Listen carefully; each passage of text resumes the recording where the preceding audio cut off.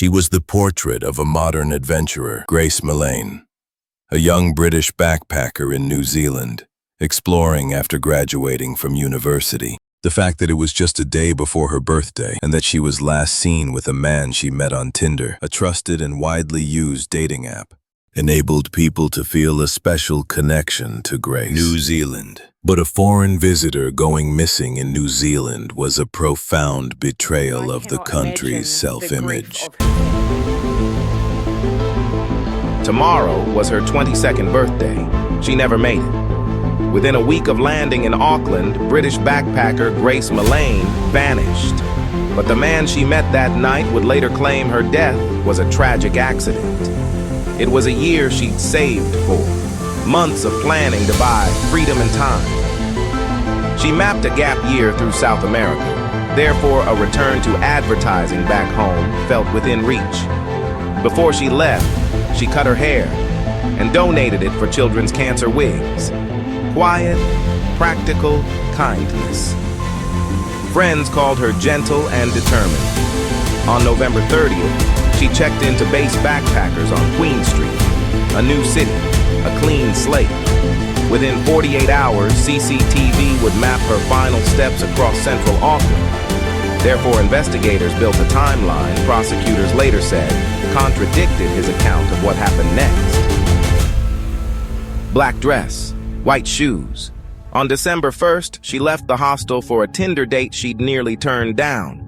But he told her he was an oil manager staying at a hotel. She texted a friend.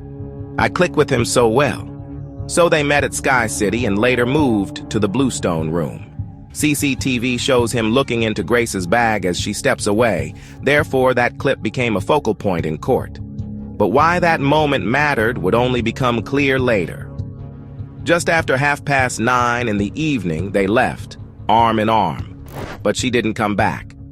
By morning, her birthday, calls went to voicemail, and the traveler who usually checked in with photos stopped replying altogether. Silence. Therefore, her parents contacted Auckland police. Auckland is wired. Corners, lobbies, lifts. The grid lit up.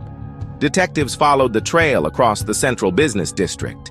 Therefore, their search converged on the City Life Hotel. There, they identified the man Grace met, Jesse Kempson. On paper, he called himself an oil manager staying at a hotel. But, records told a different story. His recent telemarketing job had been terminated, and the room was paid through state benefits. Therefore, the image and the paperwork didn't match. On December 5th, in an interview, he told police the date ended with a goodbye kiss, plans to meet again, and said she unmatched him on Tinder the next day. But, well, cameras showed otherwise. Both are seen entering City Life together, yet only he is seen leaving. The evidence line tightened. Receipts documented next morning purchases, a suitcase and cleaning supplies, a red Toyota Corolla rental, a shovel, a carpet cleaner, red wine stains, he said. Therefore, detectives locked the timeline to those transactions. Cameras tracked him discarding items in bins across the city. Receipts have a memory. Police arrived at the hotel, but he moved to leave quickly. The timeline was no longer a story.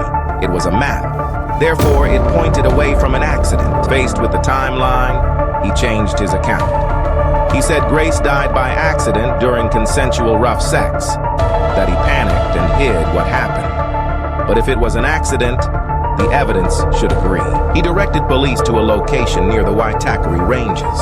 There, officers recovered Grace Millane. The forensic evidence painted a horrific picture. Grace had been strangled with considerable force over 4 to 5 minutes. The restraint injuries and defensive bruises suggested Grace had struggled and been forcibly held down. Even more disturbing, Jesse had conducted internet searches about flesh-eating birds and taken intimate photos of Grace's dead body. One woman who had met Kempson through Tinder testified that Kempson had sat on her face during intimacy, cutting off her air supply while she kicked and struggled, fearing she would die. She called him a sociopath. Defense lawyer Ian Brookie argued that Grace had asked to be choked. The strategy appears to have backfired spectacularly. Rather than generating sympathy, it likely offended jurors by blaming the victim while contradicting the overwhelming evidence. Despite his defense team's claims of sexual misadventure, Jesse Kempson was found guilty of murder after just 5 hours of jury deliberation. The clinical description of Grace's suffering had a profound emotional impact. Several jury members reportedly wept during the verdict. He was sentenced to life in prison with a minimum of 17 years, but that wasn't the end of his crimes. In separate proceedings, additional convictions for violence against women were recorded. Therefore, further years were added to his sentence. This story isn't about a headline. It's about responsibility, ours to each other. If careful reporting matters to you, stay with us.